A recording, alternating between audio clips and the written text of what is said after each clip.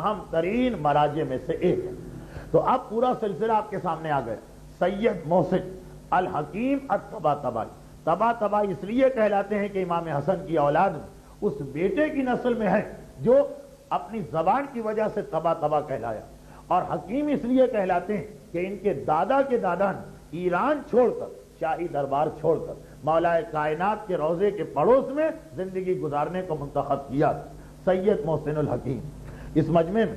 اکثریت نوجوانوں کی ہے، اس لیے آپ نے اس وقت ہوش بھی نہ سنبھالا ہوگا جب آغائے سید محسن الحکیم طباطبائی کی مرجعیت کا زمانہ تھا۔ بہرحال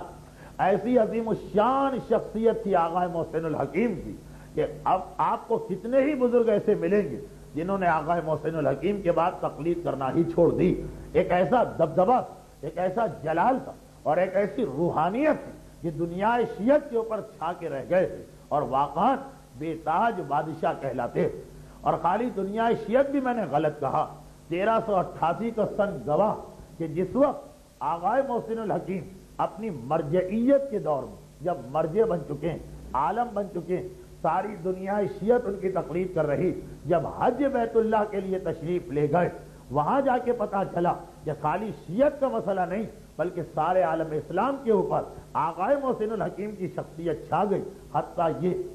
کہ آپ کو معلوم ہے کہ سعودی عرب میں کتنے متعصب حکمران گزرے، لیکن شاہ فیصل کو بھی بہرحال آغائے محسن الحکیم کے مقام کو ماننا پڑا، اور یہ جب اس کے پاس اطلاع پہنچی تو کم و بیش انہی الفاظ میں رپورٹ پہنچی، اگرچہ یہ مثال دینا مناسب نہیں، لیکن کم و بیش جس الفاظ میں فرزدق نے حشام کے سامنے چوتھے امام کا تعارف کرایا تھا کہ وہ مجمع ہے حرم میں، کہ بادشاہ ہونے کے باوجود حشام حجر اسود کے قریب نہیں پہنچا جا رہا، اور ادھر ایک مرتبہ میرا چوتھا امام آتا مجمع کائی کی طرح سے پھٹ جاتا اور بڑے وقار اور سکون کے ساتھ امام حجر اسود تک جاتے، اور جب حشام حیران ہو کے سوال کرتا کہ یہ کون کہ جہاں میری بادشاہی ناکام ہو گئی وہاں لوگ اس کا اتنا احترام کر رہے ہیں، تو فرزدق نے ایک مارکۃ العرا قصیدہ کہا تھا۔ تو تقریباً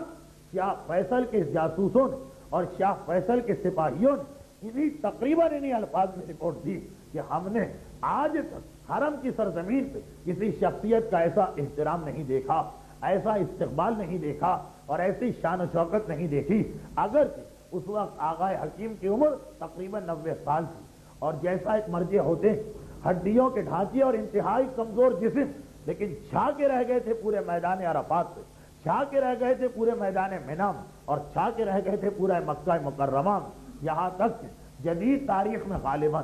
آغائے محسن الحکیم واحد شیعہ عالم کہ جنہوں نے خانہ کعبہ میں بھی نماز جماعت پڑھائی اور مینا کی مسجد خیف میں بھی نماز جماعت پڑھائی، بلکہ مینا کی مسجد میں تو ایسی نماز جماعت پڑھائی کہ وہاں کی جو اصلی نماز تھی اس دن ہوئی ہی نہیں، اور ساری دنیا اسلام نے آغائے محسن الحکیم کی اقتداء میں نماز جماعت کو ادا کیا تھا، کیونکہ میرا موضوع